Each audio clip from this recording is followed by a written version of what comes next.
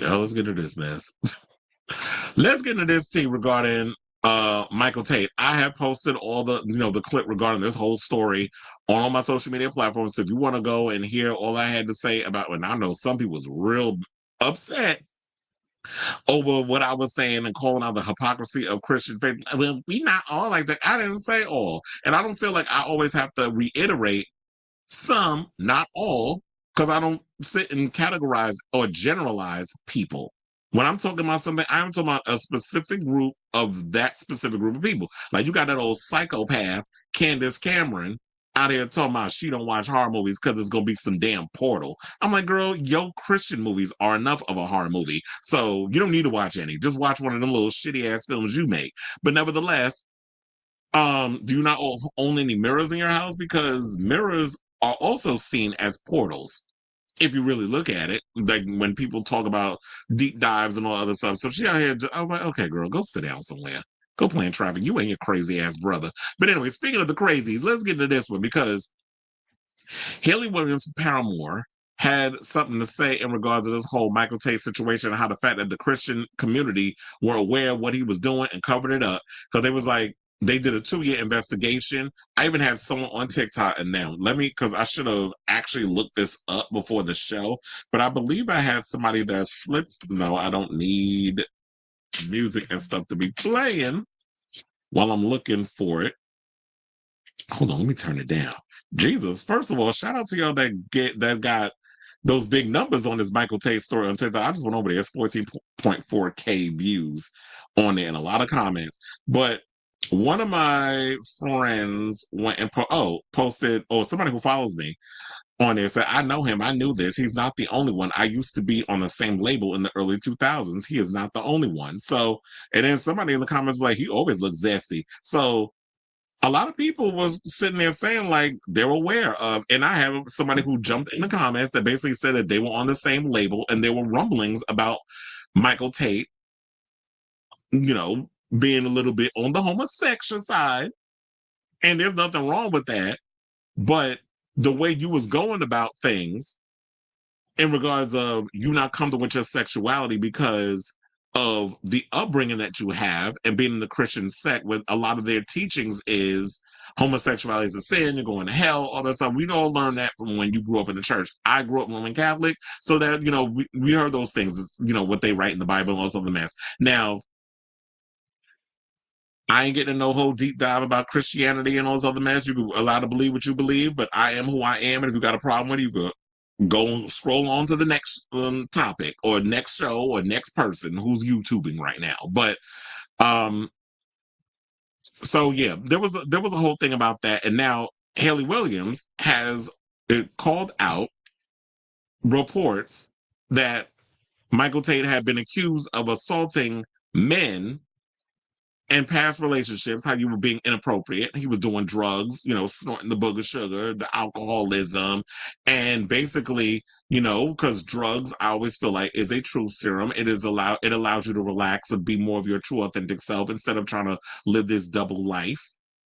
And when he's in this situation, being around these young men, he's being inappropriate with them. I don't know how he's able to keep a secret for so long, but they said they were doing a 2-year investigation. So the Paramore frontwoman posted a message on her IG stories on Friday in response to growing controversy surrounding the alleged misconduct of Michael Tait, the Christian singer behind DC Talk and Newsboys.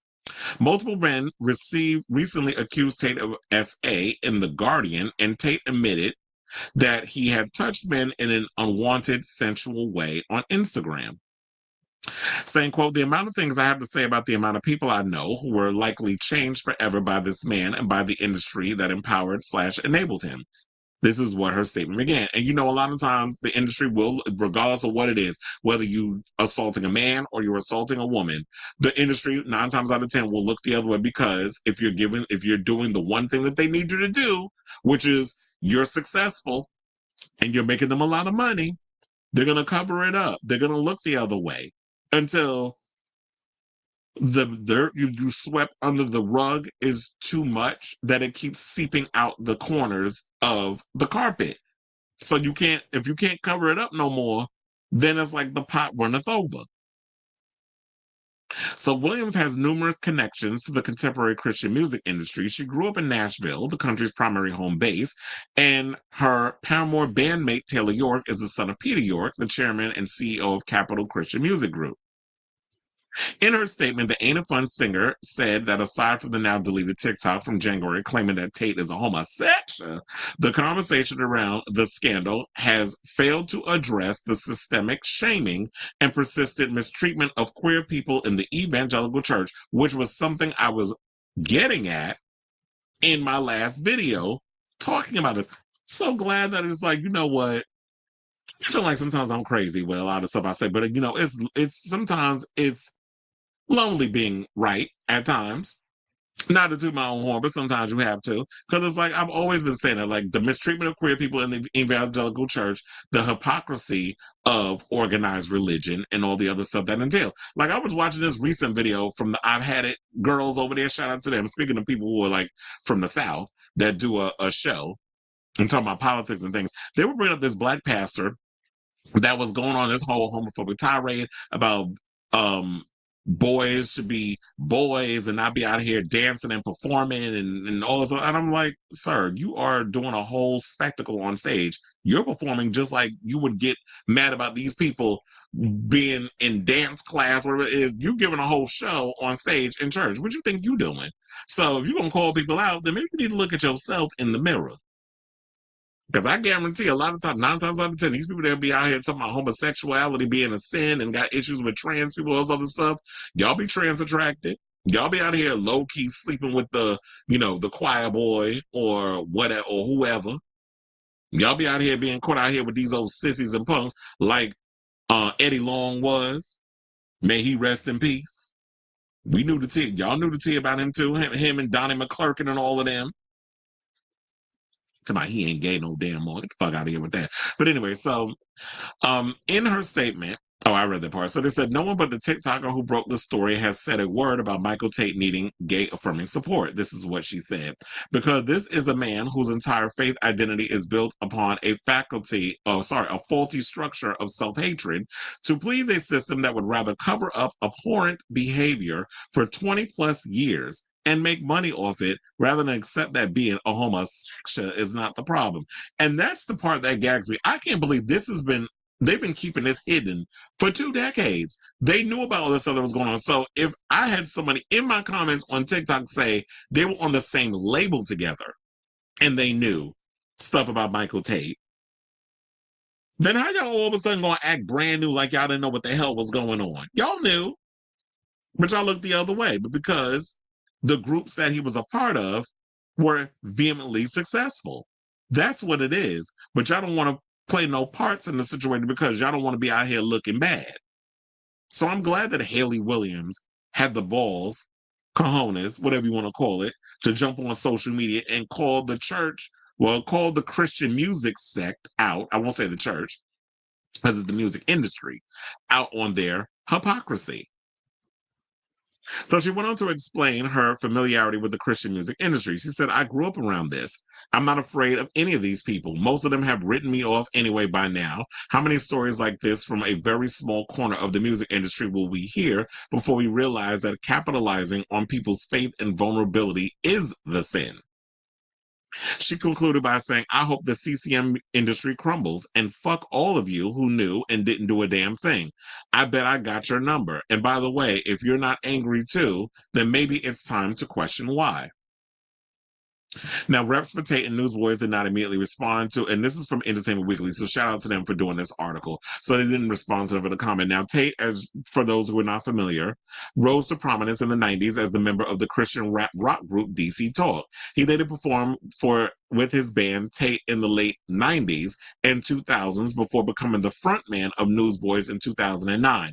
Tait appeared in 4 of the 6 God Not Dead faith-based films and courted controversy for his consistent support of Donald Trump. I will vote for Donald Trump.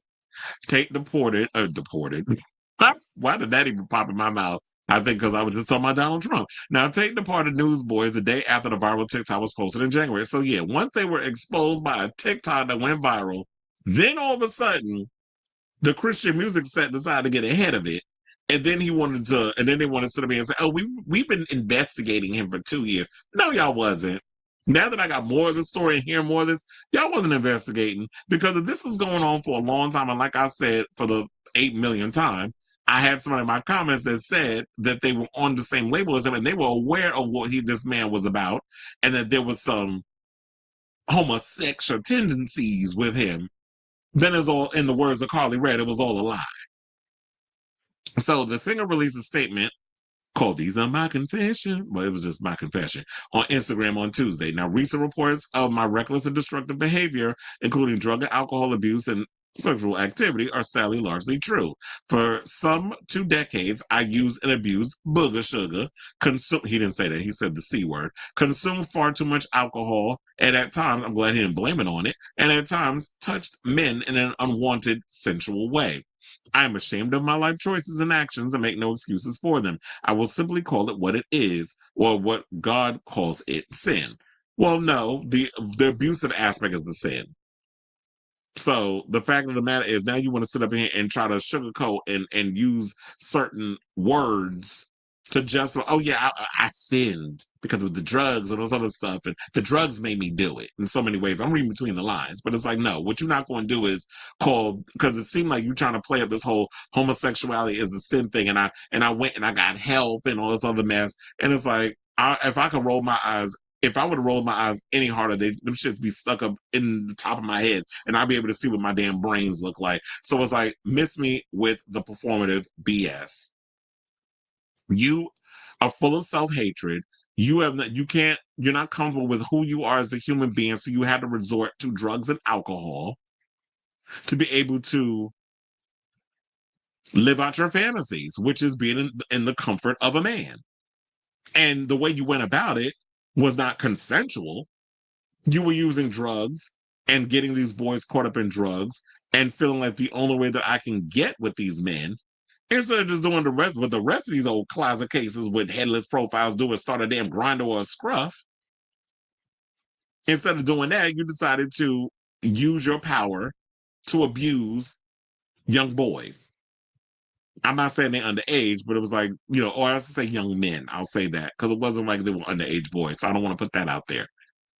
But the abuse is the issue. So we don't need to go through the whole speech again. I read like what he had to say about it in the last post. So if y'all want to definitely check that. But I do agree with Hayley where she was just talking about, yeah, she stole a little piece of these people's souls, and now they have to deal with this trauma and all this other stuff because you couldn't keep your hands on yourself. You couldn't come to terms with the fact that you like dick. So I say all this to say, what do you guys think of this story? I know it's like a lot heavy, all this other stuff, but I definitely respectfully want to hear what y'all got to say in regards to this topic. So let me know what you guys think of this story in the comments down below.